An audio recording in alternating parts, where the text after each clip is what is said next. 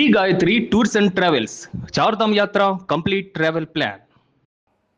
ప్రతి రైతు బాగుండాలి, రైతు బాగుంటేనే రాష్ట్రం బాగుంటుందన్న విధంగా ఈరోజు ప్రతి రైతునికి 20,000 రూపాయలు ఇచ్చారనుకున్న ముఖ్యమంత్రి మన నారా చంద్రబాబు నాయుడు గారికి చెప్పచ్చు.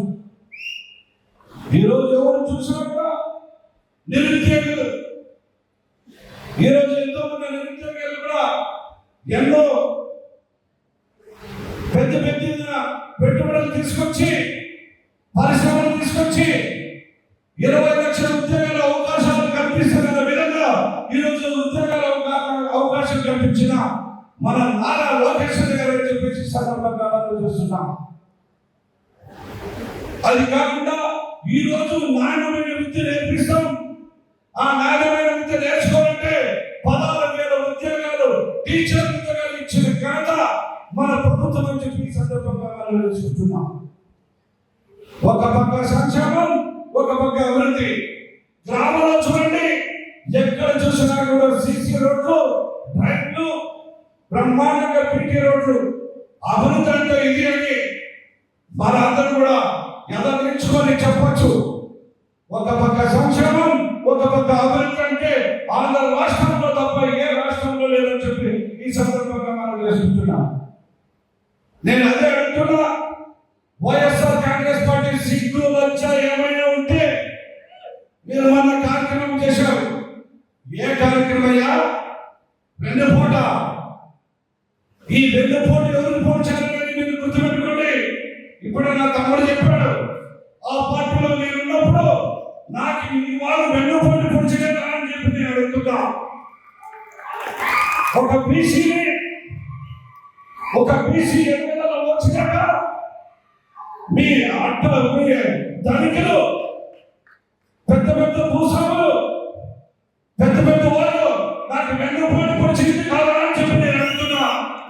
ఈరోజు ఆంధ్ర రాష్ట్రంలో ఎక్కడ చూసినా వెన్నుపోటు ఎక్కడైనా ఉందంటే అది వైఎస్ఆర్ కాంగ్రెస్ పార్టీలో ఉందని చెప్పొచ్చు. ఈరోజు ధైర్యంగా ఒక బీసీలో ఈరోజు పెద్ద ఎత్తున సభలు పెట్టుకున్నామంటే అది ఒక తెలుగుదేశం పార్టీకి పోషకుందని చెప్పొచ్చు. ఈరోజు చూడండి, రాష్ట్రంలో బీసీలు అధికంగా ఉన్నాం.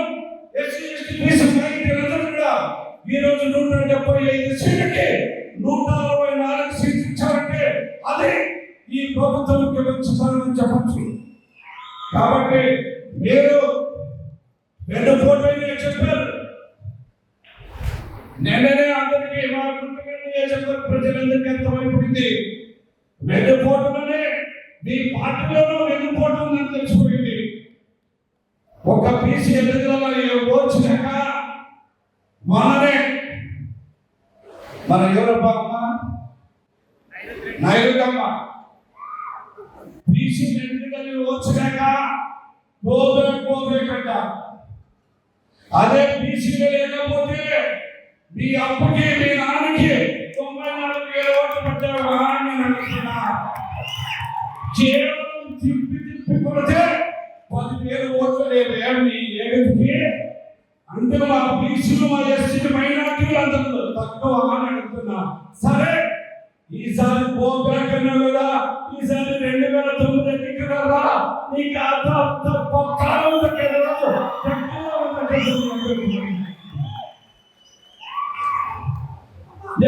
వెన్నుపోటు నీళ్ళు ఉంది.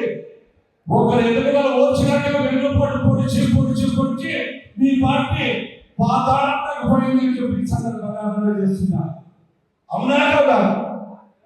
అవునా? చూడండి, 1924లో ప్రతి తెలుగుదేశం నాయకులు పోలీస్ స్టేషన్ చుట్టూ కేసులు ఈరోజు కేసులు ఉన్నాయి. ఈరోజు చూడండి, మన 24లో మనం వచ్చాం. 2 సంవత్సరాల్లో ఏ ఒక్క పోలీస్ స్టేషన్ అయినా కేసు నమోదు అయ్యిందని అడుగుతున్నా. ధైర్యంగా చెప్తున్నా, పార్టీ కాదు అందరూ బాగుండాలని ముందు ఉద్దేశంతో 2 సంవత్సరాలు ఏ ఒక్క పోలీస్ స్టేషన్ లో కూడా కేసు నమోదు కాలేదు. మొన్ననే పెద్ద ఆయన అన్నాడు, నారా చంద్రబాబు నాయుడు గారు పెద్ద ఆయన జగన్ గారు, మీ గుంటకల్ నియోజకవర్గంలో లాండలు చాలా చాలా బాగుంది, అందరూ ఒకటే. కానీ ఈ రెడ్డమ్మ మాట విని మీరు చూడండి, రేపు స్థానిక సమస్యలు ఎన్నికలు ఉన్నాయి. అక్కడ జగన్మోహన్ రెడ్డి తెచ్చుకొడుతున్నాడు, ఆయన అక్కడ ఉన్నాడు, ఈ ఎమ్మెల్యే ఇంట్లో ఉంది. రేపు స్థానిక సమస్య ఎన్నికల్లో ఓటు అడిగే హక్కు ఒక తెలుగుదేశం పార్టీ తప్ప వైఎస్ఆర్ కాంగ్రెస్ పార్టీకి అని చెప్పచ్చు.